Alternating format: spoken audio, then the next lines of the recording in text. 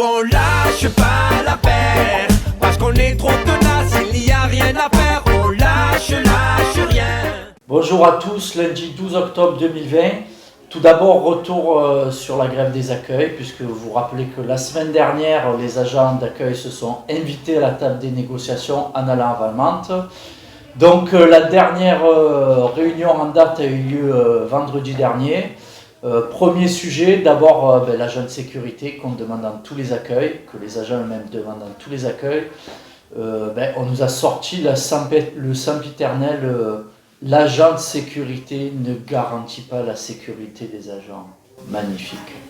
Concernant les réclamations sur la prime Covid, la direction nous a dit carrément on ne sait pas quand la crise sanitaire va finir, donc on a un problème de visibilité sur les budgets. Donc on va voir, on va faire une petite demande au national. Agent d'accueil, toujours, vous savez que nos collègues demandaient des pas de compétences supplémentaires et qu'ils demandaient donc des budgets supplémentaires pour pas déshabiller Jacques, pour habiller Paul.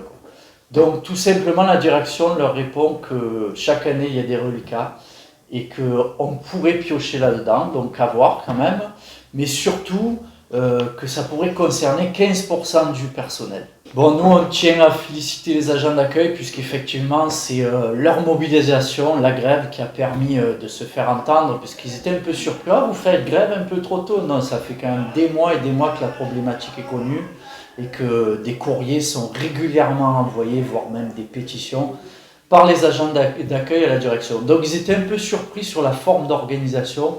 Donc bravo les collègues, on continue, on ne lâche rien.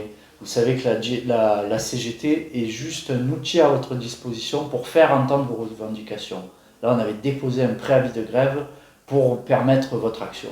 Dernier point pour faire le lien entre les agents d'accueil et la classification. Vous savez que leur principale revendication, c'est demander quand même de la considération de l'employeur.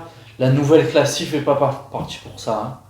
Donc concrètement sur cette nouvelle classification, vous savez que la CGT lâche rien.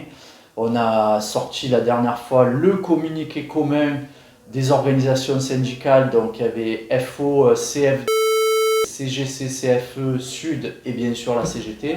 Et vous avez vu qu'étonnamment, les revendications sont les mêmes que sur le tract CGT qu'on vous avait fourni quelques jours avant.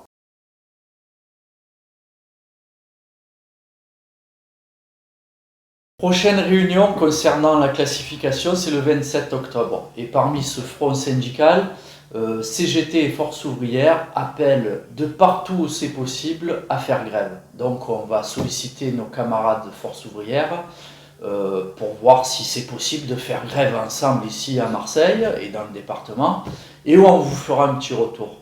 Dernier sujet, vous savez qu'on fête en ce moment même les 75 ans de la Sécu, donc c'est pas que Octobre Morose, c'est aussi un peu Octobre Rouge.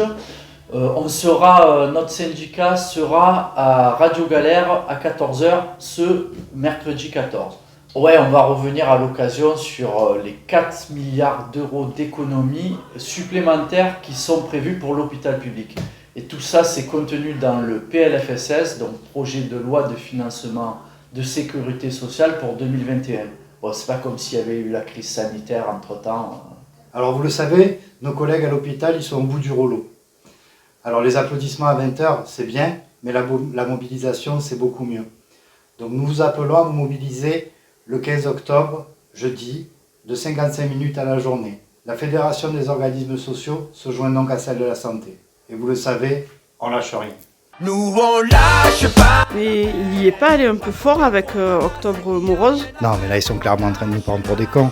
On lance la campagne Octobre Rose alors qu'on est en train de déprogrammer notamment les patients atteints de cancer parce qu'il n'y a plus d'argent et il n'y a plus de soignants à l'hôpital.